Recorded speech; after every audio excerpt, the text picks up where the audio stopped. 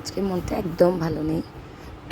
আপনারা সবাই জানেন আমার ছোটো বোনের ছেলে আমার কাছে বেশ কিছুদিন ছিল, তো আজকে সে চলে যাবে আমাকে ছেড়ে। আমার খুব খারাপ লাগতেছিল।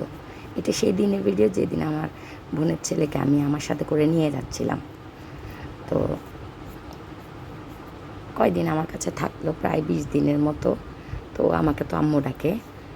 খুব আসলে আজকে আমার না কী বলবো, খুব খারাপ লাগতেছে সেই দিনে যে মানে ফারাবি, আমার বোনের ছেলের নাম ফারাবি, আমার সাথে যাওয়ার আগের দিনের ছবি এটা।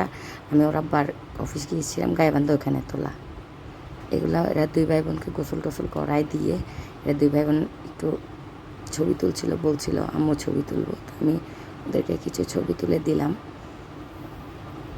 আমার মেয়েটা ছবি তোলার জন্য অনেক পাগল। ঢং করো দুই ভাই বোনে। আরে বাপুকে ধরো।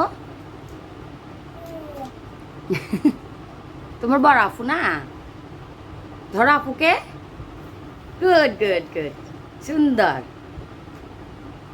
তোমাদের জুতা দেখছো একই রকম, ফারাবিরটা কালো, হাইহারটা ব্লু। সুন্দর। কে বড় বলো তো?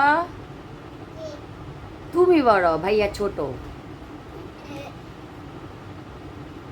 যাও।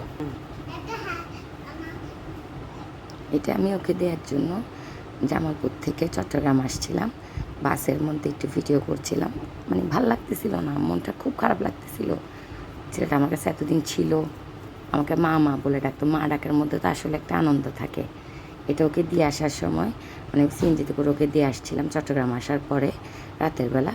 তো আমার বোন আসতে পারে নাই নেওয়ার জন্য, ও অসুস্থ ছিল। তো আমার ছোটো বোনের জামাই ওই মার্কেটের দিকে কী কাজে আসছিল, তো বলছে ছেলেটা আমাকে দিয়ে দেন। তো আমিও যে দিয়ে আসলাম।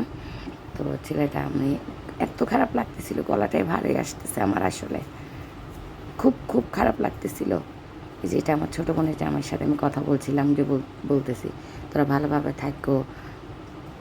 এখন তো সবারই বয়স হয়েছে আসলে ভালোভাবে থাকার। ওইটা আবার ওর একটা চাচাতো ভাই আসছিলো।